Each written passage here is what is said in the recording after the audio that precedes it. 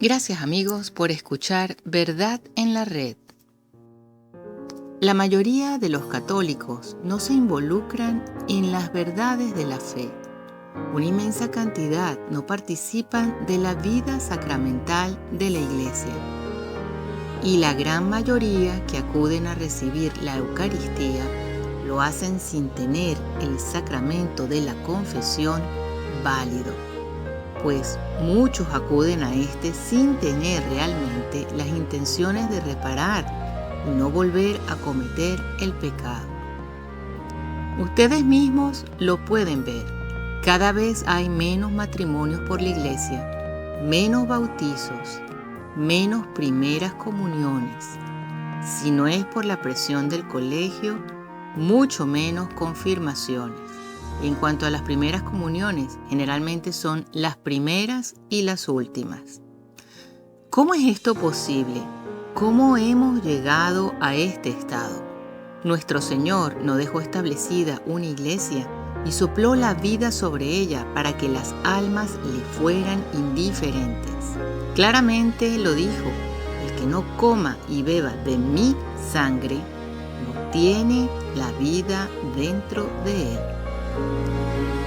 San Pablo más tarde agrega: mucho cuidado con recibir el cuerpo y la sangre del Señor indignamente, porque se bebe y se come la propia condenación. Ambas instrucciones hacen referencia a la confesión y a la Santa Comunión.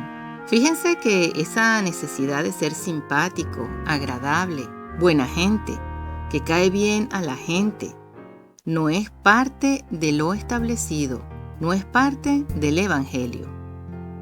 Entonces, ¿por qué, si esta es la única religión en la tierra que cree y predica esto, muy pocos son los seguidores que creen y que les importa? Una simple razón: el abandono en la predicación de la gravedad del pecado y sus consecuencias. Y la razón de esto es porque los medios ordinarios para alcanzar la salvación son tratados a la ligera. Porque realmente no se cree que lo que van a sanar es algo realmente importante, grave, determinante para la salvación, para la sanación del alma. Son el remedio para el pecado, cosa que Dios detesta.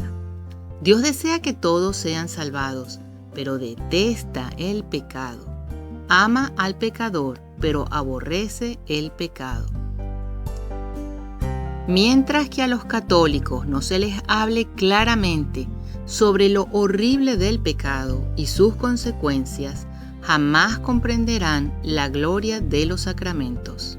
Una gran cantidad de católicos creen que todo el que muere va al cielo, o prácticamente todo el mundo, y esto es porque no se les ha dicho la realidad del pecado. Se les ha engañado y se les ha privado de la belleza de Dios. ¿Cómo puede el católico promedio, que es indiferente a la Iglesia, a Dios, al pecado, que espera alcanzar el cielo, comprender los grandiosos aspectos de la fe? La misericordia de Dios, sus actos en el Gólgota, su presencia real en la Eucaristía. La respuesta es: no puede. Por eso es que tratar de apelar a las emociones para revitalizar la fe muerta en los católicos es absurda. Es por esto que muy pocos bautizados católicos han escuchado sobre lo destructivo del pecado y el riesgo de la condenación. En las catequesis populares lo que se escucha es que todos nos salvamos, que lo que se debe es seguir lo que la conciencia, lo que tú crees que está bien. Eso es lo correcto. Dios no puede enviar al infierno a una persona por toda la eternidad. Así es como el demonio quiere que la gente piense. Él quiere que se piense de esta manera, así que introduce pensamientos de este tipo en la imaginación. La Iglesia y sus grandes santos y doctores como San Alfonso Ligorio, Nos han dicho, no olviden que en este exacto momento hay almas en el infierno, las cuales en un momento de sus vidas fueron más santas de lo que tú eres ahora. La gran decepción espiritual de estos últimos 50 años, y aún contando, es que el pecado, después de todo, no es tan malo. Dios comprende, hay una razonable esperanza de que todos los hombres sean salvados. Esta manera de pensar permite que las almas se queden atrapadas en el pecado sin ninguna motivación de cambiar, ya que no se da cuenta que está en la oscuridad. Y como dijo nuestro Señor en Mateo 6:23, si la luz en ti es oscuridad, ¿qué oscura será tu oscuridad? Hace pocas semanas, una persona nos hizo el comentario de que en un programa de radio escuchó a un sacerdote decir que el clero, ellos en general, no tienen ninguna responsabilidad sobre la actual situación corrupta de la sociedad. Bueno, nosotros respondimos que es todo lo contrario a lo que está declarando este sacerdote.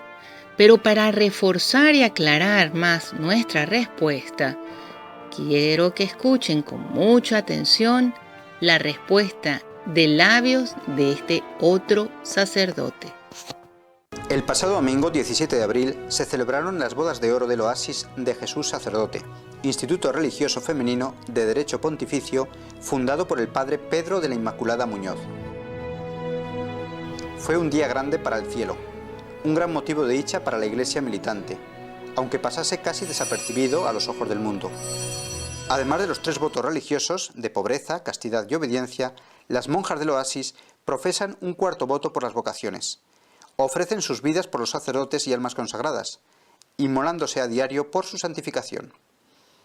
El padre Muñoz comprendió la necesidad de rezar por la santidad de los sacerdotes y religiosos, pues tal y como es el sacerdote, así es el pueblo. Solo los sacerdotes santos son los que alejan a las almas del pecado, y arrancándolos de las garras de Satanás, las llevan por el camino de la santidad. El pueblo, el mundo, será lo que sean los sacerdotes.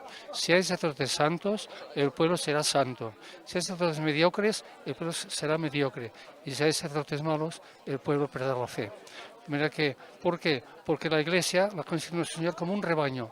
Y dice él que las ovejas siguen al pastor. El pastor es el sacerdote. Las ovejas son las almas. Si el pastor es bueno y es verdadero pastor, las ovejas las siguen, se salvan. Si el pastor es malo, las ovejas se pierden.